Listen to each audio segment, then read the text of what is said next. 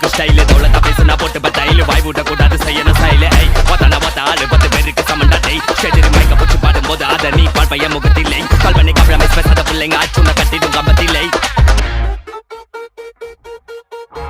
போனுனா அல்லோ அல்லோ டேப்புனா காசல்லோ நம்மள மொக்க பண்ணா பண்ணின்னு போட்டா அது வேஸ்டான ஃபெல்லோ நம்மள மொக்க பண்ணா பண்ணின்னு போட்டா அது வேஸ்டான ஃபெல்லோ